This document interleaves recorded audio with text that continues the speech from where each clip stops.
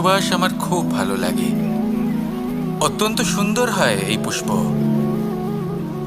এইভাবে চারিদিকে পুষ্প দেখে মন আনন্দিত হয়ে ওঠে। এবার আপনারা ভেবে দেখুন, আমার চারিদিকে পুষ্প নয়, আগুন আছে। তাহলে কি হবে? আমার শরীর কি জ্বলে যাবে না? অবশ্যই জ্বলবে।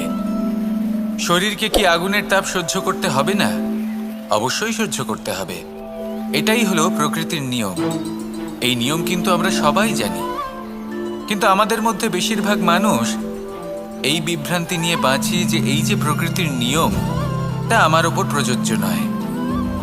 তা কিন্তু নয়। আমাদের চতুর্দিকে এই যে নিসর্গ রয়েছে, আমরা তার কতটা ক্ষতি করি সেটা একবার ভেবে দেখুন। আমরা বনাঞ্চল জ্বালিয়ে দিই, বায়ু দূষিত করি, জল দূষিত করি, প্রাণীদের হত্যা আমরা করি। কেন? এই নিসর্গ আমরা নষ্ট করি, যদিও আমরা জানি যে আমরাও হলাম এই নিসর্গেরই অংশ। এবার দেখুন, শরীরের কোনো অংশে যদি আগুন ধরান, আস্তে আস্তে সমস্ত শরীরও জ্বলে যাবে। সেইভাবেই নিসর্গ যদি নষ্ট হয়ে যায়, তাহলে মনুষ্য জাতিও নষ্ট হয়ে যাবে। তাই এই যে নিসর্গ আপনি দেখছেন, এই পুষ্প, এই বৃক্ষ, বায়ু, জল, এদের সকলকে রক্ষা করুন, নষ্ট নয়। মনে রাখবেন, যদি নিসর্গ থাকে মানুষ থাকবে, যদি নিসর্গ থাকে তাহলেই জীবন থাকবে। আসুন আমার সাথে ভালোবেসে বলুন, রাধা রাধা। সংসারে আমাদের জীবনে যখন কোনো সুখ বা দুঃখ আসে, তার জন্য আমরা কাউকে না কাউকে অবশ্যই দায়ী করে থাকি, তাই না? এই ব্যক্তি আমাদের সাথে এরকম কাজ করেছেন, তাই আমার সাথে এমন হলো। ওই ব্যক্তি যদি এমনটা না করতেন, তাহলে আজ আমি ওই স্থানে পৌঁছতে পারতাম। সবই আপনার দৃষ্টিভঙ্গির উপর নির্ভরশীল। আর যদি আপনার দৃষ্টিভঙ্গি এমন হয়, তাহলে তা অনুচিত। সত্যি কথা বলতে, এই সংসারে ভিন্ন ভিন্ন ধরনের মানুষ আছে। এটা আপনার উপর নির্ভর করছে কিভাবে তাদের স্বাগত জানাবেন। একবার ভাবুন, আমি আমার দুটো হাত সামনে নিয়ে এলাম, দুটো মুঠো খুলে দিলাম। দুই প্রকারের মানুষ আসবেন, কিছু না কিছু দিয়ে যাবেন। এই মুঠো যদি আমি বন্ধ করে দিই, তাহলে না কেউ আমাকে কিছু দিতে পারবে, না আমার কিছু যাবে আসবে। নিশ্চয়ই বুঝতে পারছেন এই দুই ধরনের ব্যক্তি কারা এবং তারা কি দিয়ে যান। আমি যদি নিজের মুঠো খুলে দিই, তাহলে কিছু ভালো মানুষ আসবেন, আমাকে আনন্দ, সন্তুষ্টি, জ্ঞান প্রদান করে যাবেন, ভালো অভিজ্ঞতা দিয়ে যাবেন। কোনো খারাপ ব্যক্তি যদি আসেন, তাহলে তিনিও খারাপ অভিজ্ঞতা দেবেন, যার থেকে আমি শিক্ষা লাভ করব। এই সব কিছু আমি লাভ করতে পারি। মুঠো যদি বন্ধ করে রাখি, তাহলে আমি কিছুই পাবো না। দেখুন, এই সংসারে প্রত্যেকের জীবনে এইরকম। প্রত্যেকের জীবনে সবকিছুই আছে, ভালো খারাপ দুই মানুষই আছে। ভালো অভিজ্ঞতা আছে, খারাপ অভিজ্ঞতা আছে। নির্ভর করছে আপনার উপর যে আপনি কি করবেন, এনাদের স্বাগত কিভাবে জানাবেন, কার থেকে কি বুঝবেন, কি শিখতে পারবেন, আর কোন দৃষ্টিভঙ্গি নিয়ে অগ্রসর হবেন। এটাই নির্ধারণ করবে যে আপনার জীবন কেমন হবে। আসুন আমার সাথে ভালোবেসে বলুন, রাধা রাধা। জীবনে যখন কোনো ব্যক্তি নিজের লক্ষ্য প্রাপ্তির জন্য নিরন্তর পরিশ্রম করতে থাকেন, চেষ্টা করতে থাকেন, তখন তিনি কষ্ট অনুভব করেন। কখনো শারীরিক কষ্ট, কখনো মানসিক কষ্ট। এবার উনি এটা ভাবতে থাকেন যে আমি কি উচিত করছি নাকি অনুচিত করছি। কারণ অন্যদিকে এমন একজন ব্যক্তিও আছেন যিনি একদমই পরিশ্রম চেষ্টা করছেন না। তিনি মদিরা পান করেন, বিলাসিতায় জীবন কাটান, অলস প্রকৃতির হয়ে ওঠেন, নিদ্রাতে বিলীন হয়ে থাকেন আর ভাবেন যে তিনি সুখ লাভ করছেন। কিন্তু এরকম কেন হয়? কারণ যখন আমরা সৎ পথে থাকি, উচিত পথে চলি, লক্ষ্য প্রাপ্ত করার জন্য চেষ্টা করতে থাকি, তখন আমাদের ভেতরে থাকা নেতিবাচক শক্তি এবং পাপ এই দেহকে ত্যাগ করে দেয়। আর এই অনুভূতিটাই আমাদের দুঃখের অনুভূতি দেয়, কষ্ট দেয়। এবার সেখানে যদি আমরা কুপথে চলি, অনুচিত পথে চলতে থাকি, তাহলে আমাদের ভেতরে থাকা পুণ্য এবং ধনাত্মক শক্তি আমাদের দেহ ত্যাগ করে দেয়। আর এই অনুভূতির কারণেই আমরা সুখ অনুভব করি। কিন্তু কখনো ভাববেন যে এই সুখ বেশি সময় পর্যন্ত থাকে না। সেই জন্য সবসময় মনে রাখবেন, যদি আপনি জানেন যে এটাই আপনার লক্ষ্য, এটাই উচিত পথ, শুভ পথ, তাতে নিরন্তরভাবে এগিয়ে যেতে চেষ্টা করতে থাকুন। এই কষ্ট আপনাকে সুখের পরাকাষ্ঠায় কখন পৌঁছে দেবে তা আপনি জানতেই পারবেন না। আসুন আমার সাথে ভালোবেসে বলুন, রাধা রাধা। প্রত্যেক মানুষ নিজের জীবনে হীরক তথা হীরে এবং দর্পণ এই দুই দেখেছেন। এই দুই হলো সাদা এবং এরা দুজনেই আলোর প্রতিফলন ঘটায় এবং এরা দুজনেই উজ্জ্বল হয়ে ওঠে। আপনি হয়তো মনে মনে ভাবছেন যে এটা কি ধরনের তুলনা করছি। একটা হীরে তো রত্ন, তার মূল্য দর্পণের থেকে অনেক গুণ বেশি। কিন্তু হীরে থাকাতে দর্পণের মূল্য কিন্তু কোনো অংশে কমে যায় না, তাই না? মানুষ যখন হীরে নিজের হাতে নেয় তখন সবার আগে কি খোঁজে? দর্পণ, যাতে তার মধ্যে দিয়ে দেখে সে বুঝতে পারে যে সেই হীরে আদৌ তার শোভাবর্ধন করছে কিনা, তাকে ভালো দেখাচ্ছে কিনা, প্রসাধনের জন্য সেটা ব্যবহার করা ঠিক হবে কিনা। অর্থাৎ হীরের উপস্থিতিতে দর্পণের গুরুত্ব কম হলো না, দর্পণের কারণে হীরের মূল্য বোঝা গেল। আমাদের জীবনেও ঠিক এরকমই ঘটে। আপনারা যদি সংসারে নিজের আশেপাশে দেখেন, এমন অনেক মানুষ দেখতে পাবেন যারা নিজেদের ক্ষেত্রে মহান স্থানে পৌঁছেছেন, নিপুণ এবং শ্রেষ্ঠ হয়েছেন। আর তাদের মধ্যে আপনার নিজের মনে হয় যেন আপনি হলেন দর্পণ। নিজেকে ছোট মনে করবেন না। আপনার মূল্য কম হচ্ছে না, আপনার নিজস্ব মূল্য আছে। আর যদি আপনার অস্তিত্ব না থাকে তাহলে ওনাদের অস্তিত্বের মূল্য সংসার বুঝতেই পারবে না। জীবনে সবসময় চেষ্টা করবেন যাতে আপনি আরো বেশি শ্রেষ্ঠ হয়ে উঠতে পারেন। আপনি নিজে যে স্থানে আছেন সেটাকে ছোট মনে করবেন না, তারও নিজস্ব একটা মূল্য আছে। যদি আপনি হীরে হয়ে থাকেন তাহলে অহংকার করবেন না, যদি আপনি দর্পণ হয়ে থাকেন তাহলে নিজেকে ছোট মনে করবেন না। আসুন আর আমার সাথে ভালোবেসে বলুন, রাধা রাধা। মানুষ জন্মগ্রহণ করে, তার সাথে ভয়েরও জন্ম হয়। ছোটবেলা থেকেই আমাদের মনে কোনো না কোনো প্রকারের ভয় থেকেই যায়। কেউ এই বিষয়ে ভয় পায় যে তার কোনো বস্তু তার থেকে দূরে চলে যাবে। কেউ এই বিষয়ে ভয় পায় যে আমি নিজেকে হারিয়ে ফেলব। কেউ এই ভেবে ভয় পায় যে আমার প্রিয়জনেরা তারা যেন আমার থেকে দূরে না চলে যায়। কেউ এই ভেবে ভয় পায় যে আমরা যেন পথ না হারিয়ে ফেলি, আদি ইত্যাদি। কিন্তু সত্যি কথা বলতে ভেবে দেখুন, এই ভয় বাস্তবে কি? শুধুই একটা মনস্থিতি, আর কিছুই নয়। যা কিছু আপনি জীবনে পেয়েছেন তা একদিন আপনাকে হারাতে হবে। এই জীবন হলো আপনারই, কিন্তু তাও একদিন সমাপ্ত হবে। তাই ভয় পেয়ে কি লাভ? এই ভয় শুধু আপনাকে জীবন যাপন করা থেকে বাধা দিচ্ছে, আর কিচ্ছু নয়। পথ হারিয়ে ফেললেই বুঝতে পারবেন যে নতুন পথ কিভাবে বানাতে হয়। কিছু মানুষকে জীবন থেকে হারালে তবেই আপনি বুঝবেন যে আপনার আপনজনকে। এই ভয়ের কারণে ভীত হয়ে থাকবেন না। এই তারা নক্ষত্র অন্ধকারের অভাবে গুরুত্ব হারায়। শিবকেও মহাদেব হওয়ার জন্য বিষপান করতে হয়েছিল। প্রত্যেক পরিস্থিতি, প্রত্যেক সাফল্য আপনার পরীক্ষা নেবে, তাতে উত্তীর্ণ হওয়া হলো আপনার কর্ম। যখনই আপনি ভয় পাবেন বা সংকটের সম্মুখীন হবেন, তখন সাহসের সাথে তার সম্মুখীন হন। মনে রাখবেন, যে সম্মুখীন হতে জানে সাফল্য তার সাথে সবসময় থাকে। আসুন আর আমার সাথে ভালোবেসে বলুন, রাধা রাধা। এই সংসারে সব থেকে বেশি কোমল বস্তু হলো রেশম। এই রেশম এতটাই কোমল হয় যে এর পুরো একটা থান শুধুমাত্র একটা হাতে ধরা সম্ভব। কখনো ভেবে দেখেছেন এই রেশম কিভাবে হয়? একটি কীট তার লালার দ্বারা উৎপন্ন হয়। এই কীট সেই রেশমকে পাক দিতে থাকে, পাক দিতেই থাকে, আর আস্তে আস্তে তার মধ্যেই জড়িয়ে পড়ে। শেষে ওর এই সুন্দর অমূল্য সৃষ্টি রেশমের এই সুতো, তার নির্মাণ কার্য পূর্ণ হয়। কিন্তু তাতেই ও নিজে বন্দী হয়ে যায়। নিজেরই মায়াজালের এই বন্দী গৃহে নিজেই ফেঁসে যায়। এবার এই সুতোকে ব্যবহারযোগ্য করে তোলার জন্য এই কীটগুলিকে এই কবচের সাথেই ফুটন্ত জলে ফেলে দেওয়া হয়। এই সংসারে যদি আমাদের স্বপ্ন এই সংসারের দুঃখ হরণ করার জন্য, এই সংসারে সুখ বিতরণ করার জন্য হয়, তবেই আমাদের প্রগতি সম্ভব। যদি আমাদের এই স্বপ্ন শুধুই আমাদের এবং আমাদের স্বার্থ সিদ্ধির জন্য হয়, তাহলে এই স্বপ্ন আমাদের অন্ধ করে দেবে, আমাদের অন্ধকারের পথে নিয়ে যাবে, আর আমরাও সেই কীটের মতো হয়ে যাব।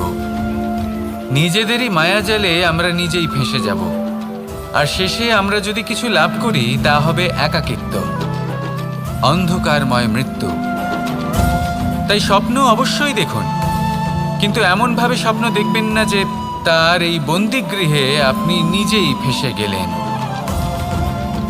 স্বপ্ন দেখুন পরোপকারের, পরমার্থের, সবাইকে উদ্ধারের, অন্ধকারের নয়।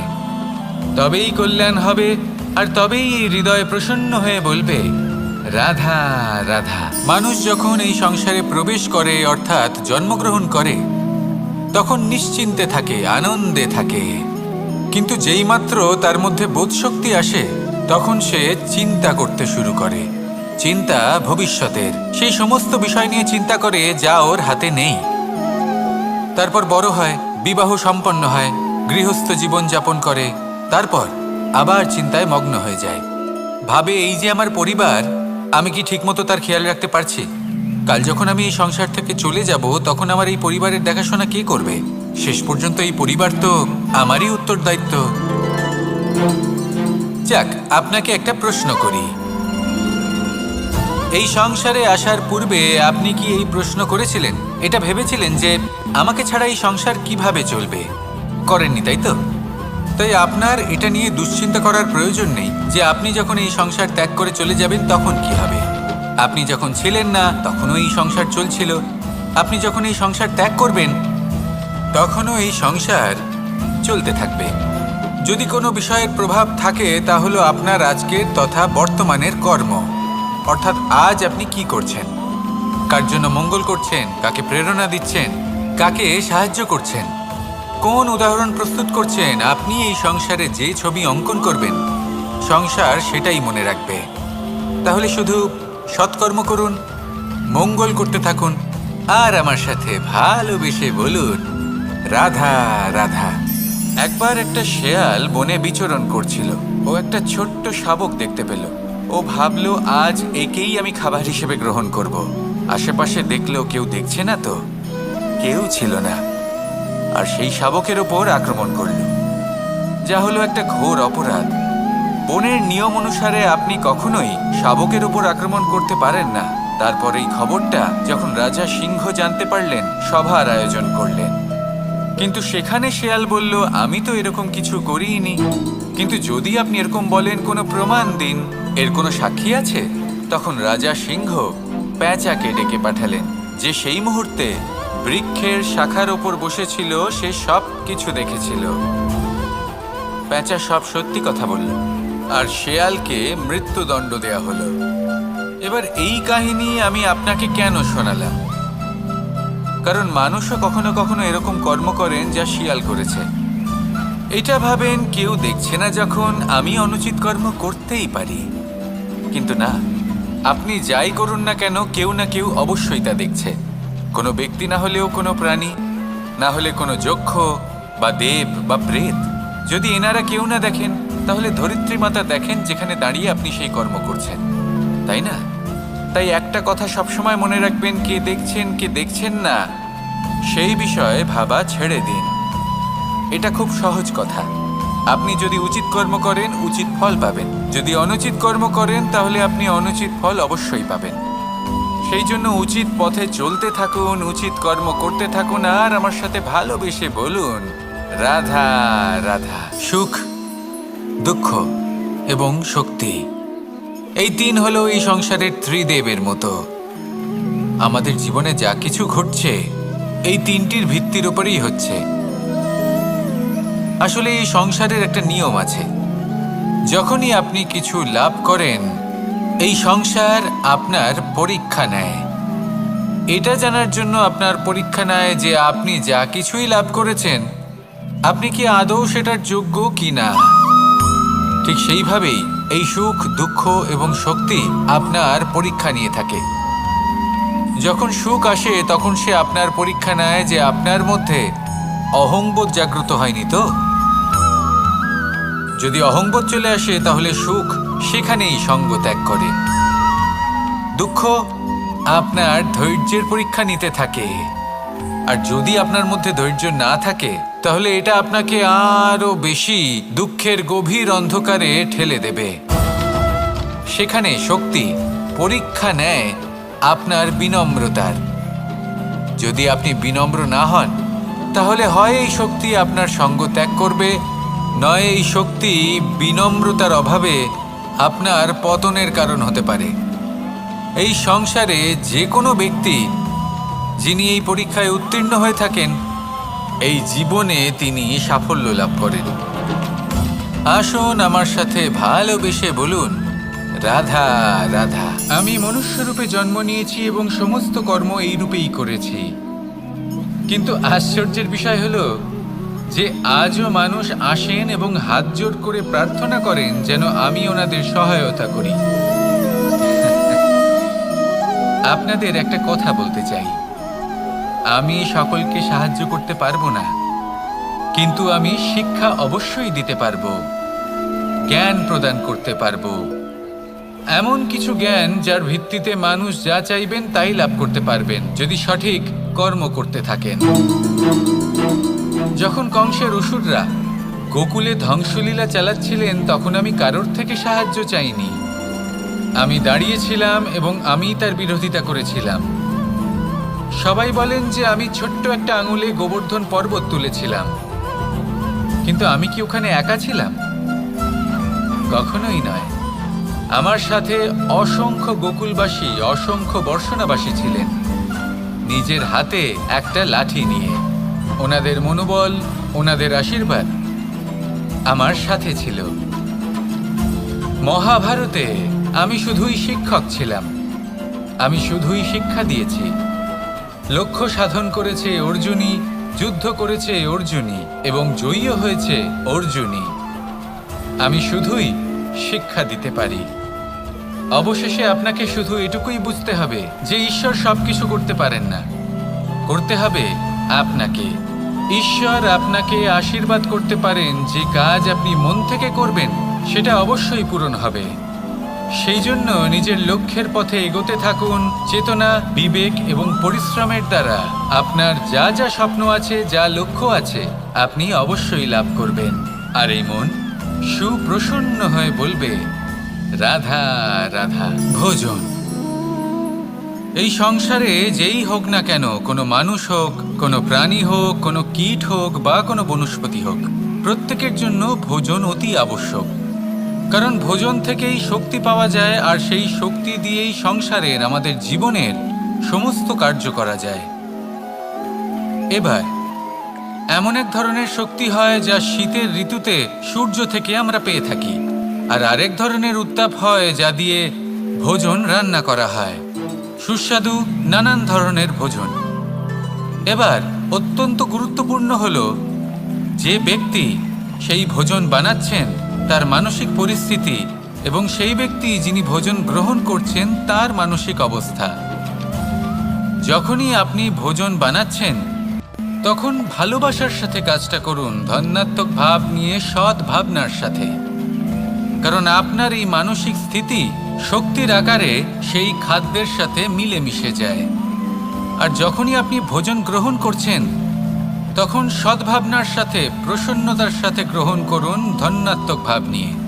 যদি আপনি প্রসন্নতার সাথে রান্না করেন, প্রসন্নতার সাথে খাদ্য গ্রহণ করেন, তাহলে আপনি প্রসন্নই থাকবেন। আর মন সুপ্রসন্ন হয়েই বলবে, রাধা রাধা। দীপাবলি আমাদের সবথেকে বড় উৎসব। শ্রীরাম রাবণকে পরাস্ত করে 14 বছরের বনবাস কাটিয়ে আবার অযোধ্যায় ফিরে এলেন অমাবস্যার রাত্রে। অযোধ্যায় সবাই খুব প্রসন্ন ছিলেন, খুবই উৎসাহিত ছিলেন। অযোধ্যায় সহস্র প্রদীপ প্রজ্বলিত করা হয়েছিল এই উৎসবে। একে আমরা দীপাবলি বলে থাকি। এবার এই বিষয়ে আমরা সকলে জানি। আপনি কি এটা জানেন যে শ্রীরাম বাস্তবে অমাবস্যার এক রাত আগেই অযোধ্যায় পৌঁছে গেছিলেন? সবার সামনে অমাবস্যার রাতে এসেছিলেন। এর কারণ কি? শ্রীরাম প্রমাণ করতে চেয়েছিলেন যে যে কোনো সময়, দিন হোক বা রাত, শুভ বা অশুভ হয় না। শুভ অশুভ কিছু থাকলে তা হলো মানুষের চিন্তা, তার ভাবনা, তার নির্বাচন আর তার কর্ম। নিজেই দেখিনি শ্রীরাম শুভ কাজ করে ফিরেছিলেন এবং অমাবস্যার মতো গভীর এক রাত্রিকেও দীপাবলিতে পরিবর্তিত করেছিলেন। এমনটাই যদি আমরা করতে পারি, তাহলে এমন কোনো গৃহে যান যেখানে অসহায় ব্যক্তি রয়েছেন, যা অন্ধকারাচ্ছন্ন, আর সেখানে প্রকাশ প্রজ্বলিত করুন। প্রকাশ সহায়তার, প্রেরণার, আশার। যদি এমন কিছু আমরা করতে পারি, তাহলে তাকে প্রকৃত অর্থে দীপাবলি বলা যেতে পারে। তাহলে নিজের পরিবারের সাথে দীপাবলি পালন করুন। আপনাদের শুভেচ্ছা জানাই। আসুন আর আমার সাথে ভালোবেসে বলুন, রাধা রাধা। এই শুকনো পাতাটিকে দেখুন, নিষ্প্রাণ হয়ে পড়েছে। কোনো একটা সময় এই পাতাটি একটা গাছের ডালে ছিল। সেই গাছ ওর লালন পালন করত। যখন যখন বাতাস বইত, এই পাতায় কম্পন দেখা দিত, মনকে প্রফুল্ল করে তুলত। কোনো একদিন এই পাতা গাছের ডাল থেকে ঝরে পড়ে গেল।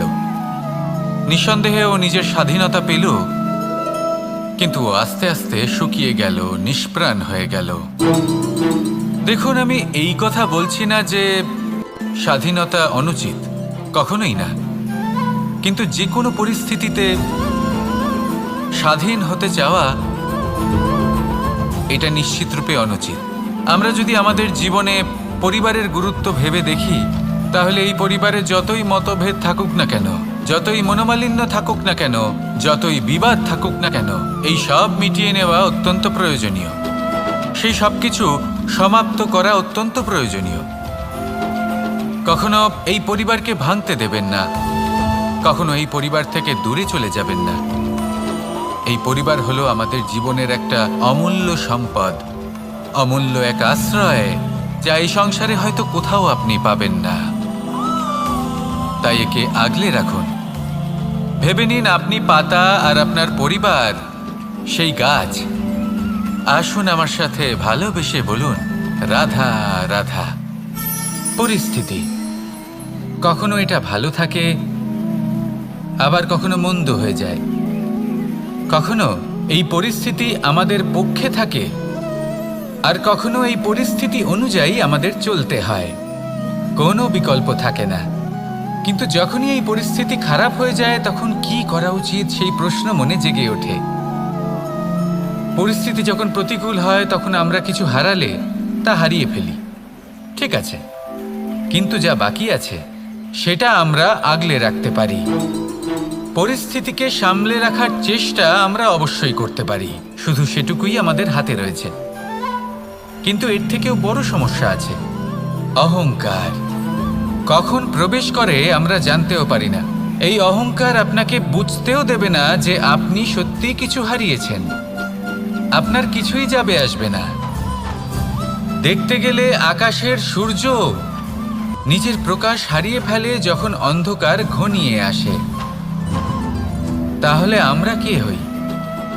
ওনার সামনে তো কিছুই নই। এই অহংকার আমাদের দমন করতেই হবে। এটা বিশ্বাস করতে হবে যে এই সমগ্র সৃষ্টিতে আমরা শুধুমাত্র একটা কণা, তার থেকে বেশি আর কিছুই নয়। বিশ্বাস করতে হবে যে আমরা ততটাও বড় নই যে কখনোই কিছুই হারাবো না। এবার যেদিন এই জ্ঞান আপনি আত্মস্থ করে নিজের আচরণ পাল্টাবেন, মনে রাখবেন সেই দিনই অহংকারকে দমন করতে আপনি পথে অগ্রসর হয়ে পড়েছেন।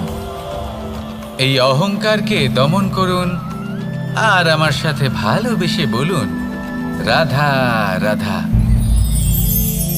তালা অনেক পুরনো একটা আবিষ্কার। যবে থেকে এই সংসারে বহুমূল্য বস্তু নির্মিত হয়েছে, তবে থেকেই এই তালা নির্মাণ হয়েছে। তবে থেকে এর ব্যবহার করা হয়েছে, যাতে উচিত সময় এলে পরে আমরা আমাদের বহুমূল্য জিনিসগুলো সুরক্ষিত রাখতে পারি এবং সময় এলে পরে বের করে সেগুলি ব্যবহার করতে পারি। এবার একটা গুরুত্বপূর্ণ তথ্য আছে যেটা জানা অত্যন্ত গুরুত্বপূর্ণ, এবং সেটা হলো যে একটা তালা নির্মাণের পূর্বে তা খোলার যন্ত্র অর্থাৎ তার চাবিটি নির্মাণ করা হয়, এবং এটাই জীবনের খুব বড় একটা শিক্ষা প্রদান করে যায়। আমাদের জীবনে যখনই কোনো সমস্যা আসে তখন ভয়ভীত হওয়ার কোনো দরকার নেই, কারণ এই প্রকৃতি, এই ঈশ্বর এই সমস্যার সমাধান তথা এর চাবি আগে থেকেই নির্মাণ করে রেখে দিয়েছেন। শুধু দরকার হলো সেই সমস্যার ঊর্ধ্বে উঠে সেই সমাধান খুঁজে বের করা। মানুষ অনেক সময় সমস্যা দেখে ভীত হয়ে পড়েন, চিন্তিত হয়ে পড়েন, নিজের বিবেক হারিয়ে ফেলেন। আপনার শুধু এই মনকে শান্ত করা প্রয়োজন। এই শান্ত মনের সাথে এই সমস্যার নিবারণ খুঁজে নিতে হবে। তাই সমস্যা যতই তীব্র হোক না কেন, ভয় পাওয়ার কোনো প্রয়োজন নেই। পরম শান্ত মনে সমাধান খুঁজে বের করুন। আসুন আমার সাথে ভালোবেসে বলুন, রাধা রাধা। মানুষ বড়ই বিচিত্র প্রাণী। অধিক থেকে অধিকতর ধন লাভ করার চেষ্টায় নিজের শরীরকে নষ্ট করে ফেলেন, নিজের শক্তি হারিয়ে ফেলেন, নিজের সামর্থ্য হারিয়ে ফেলেন। আর যে ধন লাভ করেন সেটা কোথায় যায়? সেই শক্তি, সেই সামর্থ্যকে আবার ফিরে পাওয়ার জন্য। আর কিছু মানুষ জীবন এমনভাবে যাপন করেন যেন তা কখনোই শেষ হবে না, কিন্তু শেষ তো সবারই হবে। আর যখনই শেষটা কাছে চলে আসে তখন মানুষ এটা বুঝতে পারেন যে সে জীবনকে উপভোগ করেননি। তার কারণটা কি? লালসা। এই লালসা জন্ম দেয় লোভকে, আর এই লোভ জন্ম দেয় আপনারই বিনাশকে।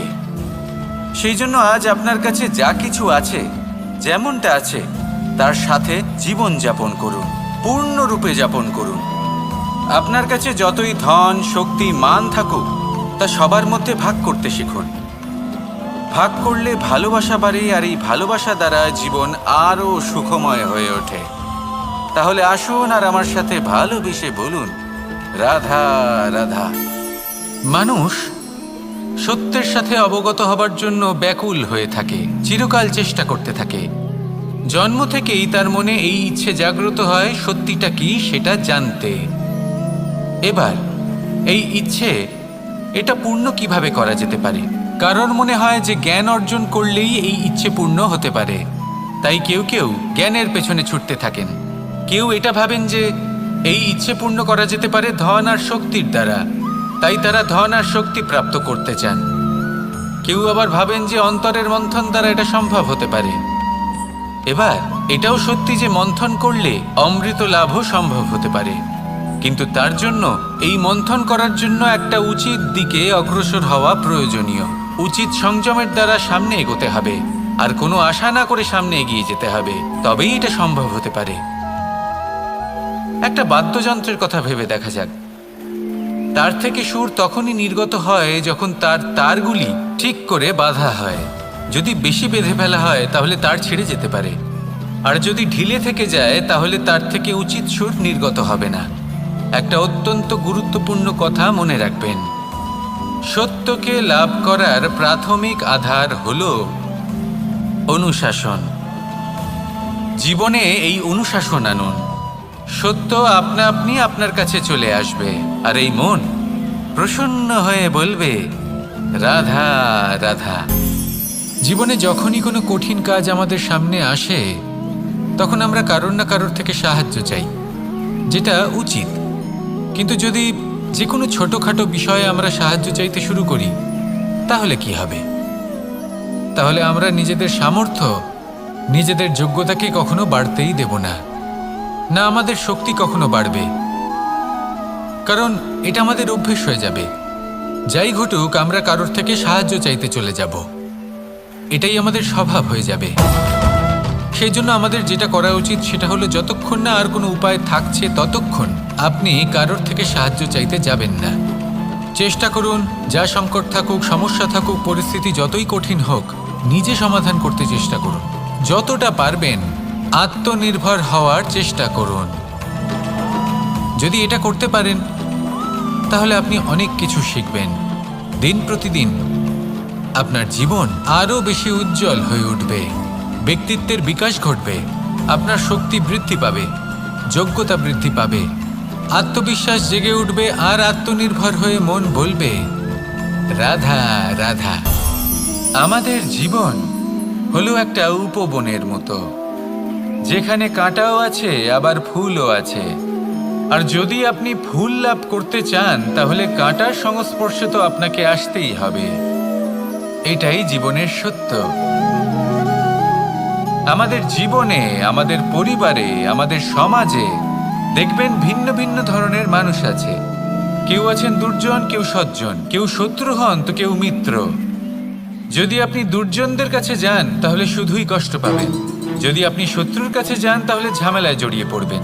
তার চেয়ে ভালো আপনি সজ্জনদের কাছে যান, আনন্দ এবং জ্ঞান লাভ করবেন। নিজের মিত্রদের কাছে যান, আপনি সাহস লাভ করবেন।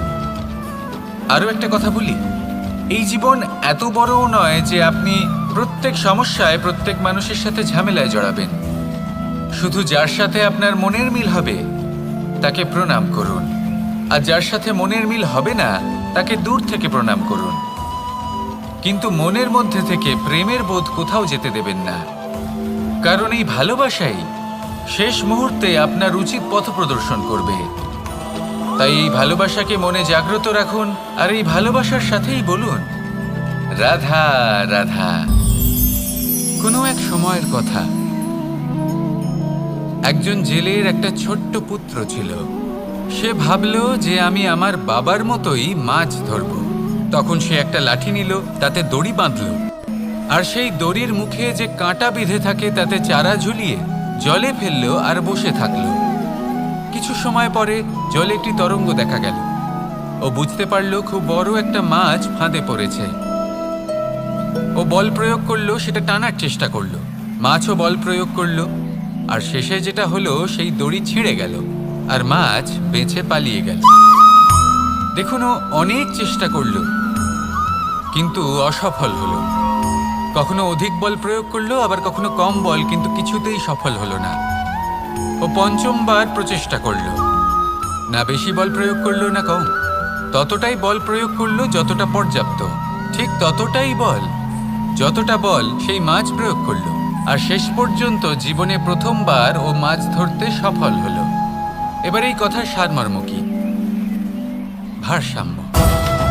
এটাই হলো জীবনের সবথেকে বড় নিয়ম।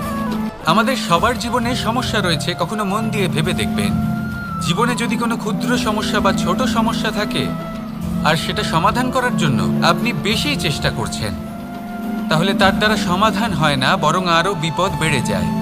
যখন কোনো বড় সমস্যা থাকে আর আপনি কম চেষ্টা করতে থাকেন, তখন সমাধান হয় না, তা চলতেই থাকে। শুধু এটাই হলো ব্যাপার, জীবনের সমস্ত সমস্যার একটা ভারসাম্য বজায় রাখা। যদি এটা আপনি শিখে ফেলতে পারেন, জীবনটা আপনার হাতের মুঠোয় থাকবে। আসুন আমার সাথে ভালোবেসে বলুন, রাধা রাধা। মানুষের জীবনে স্বচ্ছতার একটা আলাদা গুরুত্ব আছে। যদি আপনি নিজেকে স্বচ্ছ রাখেন তাহলে আপনার নিজেরও ভালো লাগবে, সামনের ব্যক্তিরও ভালো লাগবে, একটা অন্যরকম প্রভাব পড়বে। কিন্তু একজন শ্রেষ্ঠ ব্যক্তি কিভাবে হয়ে ওঠা সম্ভব? যার মধ্যে গুণ আছে, শিক্ষা আছে, শুভ চেতনা আছে, যিনি সৎকর্ম করেন। কিভাবে হব সেই ব্যক্তি যার মধ্যে জ্ঞান আছে? শুধুমাত্র স্বচ্ছ থাকলে তো তা হওয়া সম্ভব নয়। প্রথমে আপনাকে বুঝতে হবে যে মানুষের মধ্যে 4টি মূল তত্ত্ব আছে। প্রথম হলো তার শরীর, যার দ্বারা উনি যে কোনো কর্ম করে থাকেন।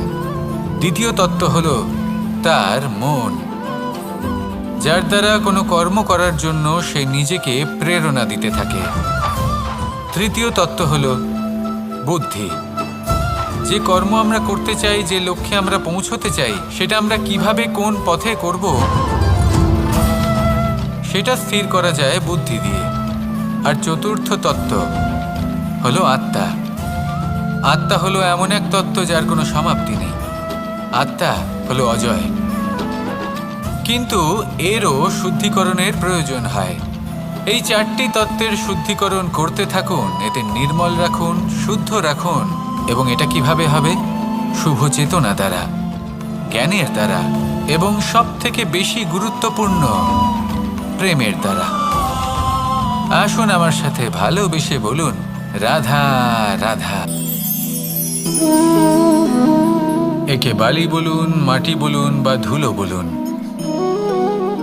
এ দিয়ে কত কিছু করা সম্ভব।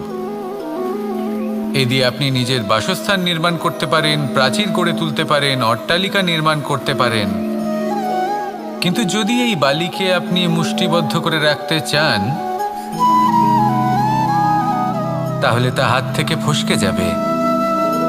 আপনি কখনোই একে মুষ্টিবদ্ধ করতে পারবেন না। এরকমই হয় আমাদের জীবন, আর এরকমই হয় সময়। এই মুষ্টিবদ্ধ করা বালির মতো। সময়কে আমরা বাধা দিতে পারবো না, আটকেও রাখতে পারবো না। এ হলো প্রবাহমান। জন্ম থেকে মৃত্যু পর্যন্ত এই যে সময়, তা খুবই সীমিত। আর এই সময় আমরা যেটাই করি তার দ্বারাই আমাদের মূল্য নির্ধারিত হয়। আর এই সংসার থেকে চলে যাওয়ার পরেও এই সংসার এই সব কর্মের জন্যই আমাদের মনে রাখে। তাই যদি আপনি এটা ভাবেন যে আজ যে কর্ম করার ছিল আমি না হয় কাল করে নেব, কাল আমার লক্ষ্যে পৌঁছানোর কথা ছিল আমি পরশু পৌঁছবো, না, এই সময় খুব মূল্যবান, একে নষ্ট করবেন না। এই সময়কে সদ্ব্যবহার করুন, মহান হবার পথে অগ্রসর হন। একে যদি মুষ্টিবদ্ধ করে রাখার চেষ্টা করেন, এই সময় থেমে থাকবে না। আসুন আমার সাথে ভালোবেসে বলুন, রাধা রাধা। আমরা চাই বা না চাই, আমরা সবসময় নয় কোনো না কোনো লক্ষ্যের দিকে এগিয়ে চলেছি বা কোনো না কোনো যুদ্ধ করেই চলেছি। যেমন যে যুদ্ধ মনের মধ্যে চলছে সেগুলো হলো অন্তর্মনের যুদ্ধ, যেমন পরিবার প্রতিপালনের যুদ্ধ, কর্তব্য পালনের যুদ্ধ, কোনো প্রিয়জনকে না হারানোর যুদ্ধ। এসব যুদ্ধ মনের মধ্যে চলে এবং সেদিক থেকে দেখতে গেলে আমরা হলাম এই সংসারের সব থেকে বড় যোদ্ধা, তাই না? কিন্তু এই সব যুদ্ধে যদি আপনি জয়ী হতে চান তাহলে 3টি বিষয় আপনাকে মাথায় রাখতে হবে। প্রথম হলো, সেই ব্যক্তি যিনি এই যুদ্ধে পরাজিত হয়েছেন তাকে নিজের থেকে দূরে করে দেবেন না, বরং আপনি তার কাছে যান, তার সাথে কথা বলুন, কথাবার্তা চালান, আলোচনা করুন, তার থেকে পরামর্শ নিন এবং বুঝতে চেষ্টা করুন উনি কি ভুল করেছিলেন এবং সেই ভুল নিজের জীবনে করবেন না। দ্বিতীয়, সেই ব্যক্তি যিনি এই যুদ্ধে জয়লাভ করেছেন তার অভিজ্ঞতা থেকে শিখুন। তিনি কি কি পদক্ষেপ নিয়েছেন, কিভাবে তিনি প্রারব্ধের গতিপথ বদলে দিয়েছেন, কোথায় বুদ্ধি প্রয়োগ করেছেন আর কোথায় বল প্রয়োগ করেছেন, এই সব কিছু তার থেকে শিখুন। এবং তৃতীয়, আপনার নিজের বিবেক, তার কোনটা উচিত বোধ হচ্ছে, কোনটা অনুচিত বোধ হচ্ছে, সেটা বুঝে নিন। যদি এই 3টি বিষয় আপনি বুঝতে পারেন তাহলে ধরে নিন যে আপনি সাফল্যের পথে অগ্রসর হয়ে চলেছেন। আসুন আমার সাথে ভালোবেসে বলুন, রাধা রাধা। কনক, কি সুন্দর একটা শব্দ। এর অনেকগুলো রূপ রয়েছে, অনেকগুলো অর্থও রয়েছে। প্রথম অর্থ হলো স্বর্ণ, অর্থাৎ সম্পত্তি। দ্বিতীয় অর্থ ধুতুরা, অর্থাৎ গাছের ছোট একটা বীজ যা কিনা অত্যন্ত শক্তিশালী হয়। যদি বেশি মাত্রায় এর প্রয়োগ করা হয় তাহলে এটা বিষময় হয়ে উঠতে পারে। এই হলো সেই ধুতুরা যার প্রয়োগ মহাদেবের পুজোতে করা হয়। এবার প্রশ্ন হলো এটাই যে এই স্বর্ণ এবং এই ধুতুরার মধ্যে মিল কি রয়েছে। মিল হলো এটাই যে এই দুটোই মানুষকে মত্ত করে তোলে। ধুতুরা মানুষকে তখন মত্ত করে যখন তাকে সেবন করা হয়, কিন্তু স্বর্ণ, ধন, সম্পত্তি, মানুষ এটা যতটাই অর্জন করে নেয় সেটাই যথেষ্ট। এই স্বর্ণ মানুষের ভাবনা চিন্তা করার ক্ষমতাকে বশ করে ফেলে। মানুষ সম্পত্তির লোভে মত্ত হয়ে ওঠে, কারণ যে যত চমৎকারী, যতটা অমূল্য হয়, তাকে সামলানো কিন্তু ততটাই কঠিন, তাই না?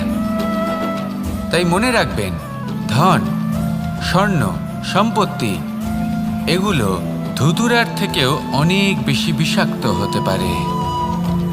তাই এর ওপর আত্মসংযমের একটা কবচ পরিয়ে রাখবেন এবং বিবেকের শক্তির সাথে এগুলো প্রয়োগ করুন, তবেই কল্যাণ হবে। আসুন আমার সাথে ভালোবেসে বলুন, রাধা রাধা।